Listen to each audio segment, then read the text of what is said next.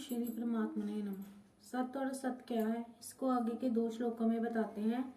अविनाशी तु तद्विधि येन सर्वमिदं ततं विनाशमव्यस्यास्य न कश्चित् कर्तुमर्हति। पूर्व श्लोक में जो सत्य असत की बात कही थी, उसमें से पहले सत्य की व्याख्या करने के लिए यहाँ तू पद आया है। उस अविनाशी तत्व को तू समझकर, ऐसा कहकर भगवान ने उस तत्व को परोक्ष बताया है। परोक्ष बताने में तात्पर्य है कि इदंता से दिखने वाले इस संपूर्ण संसार में वह परोक्ष तत्व ही व्याप्त है, परिपूर्ण है।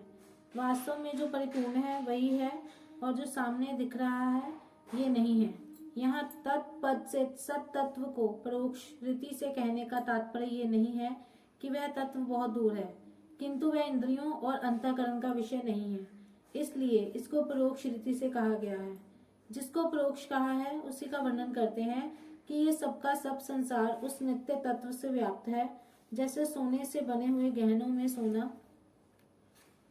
लोहे से बने हुए अस्त्र शस्त्रों में लोहा, मिट्टी से बने हुए बर्तनों में मिट्टी और जल से बनी हुई बर्फ में जल ही व्याप्त है, ऐसे ही संसार में वह सत तत्व ही व्याप्त है।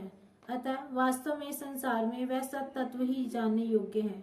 ये शरीरी अव्यय अर्थात अविनाशी है। इस अविनाशी का कोई विनाश कर ही नहीं सकता, परंतु शरीर विनाशी है, क्योंकि वह नित्य निरंतर विनाश की तरफ जा रहा है। अतः इस विनाशी के विनाश को कोई रोक ही नहीं सकता। तू सोचता है कि मैं युद्ध नहीं करूंगा तो ये नहीं मरेंगे, पर वास्तव में तेरे युद्ध करने से अथवा ना करने से इस अविनाशी और विनाशी तत्व में कुछ फर्क नहीं पड़ेगा।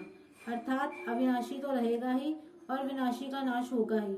यहाँ अस्य पद से सत तत्व को इदंता से कहने का तात्पर्य है कि प्रतिक्षण बदलने वाले शरीरों में जो सत्ता दिखती है वह इसी सत तत्व की है।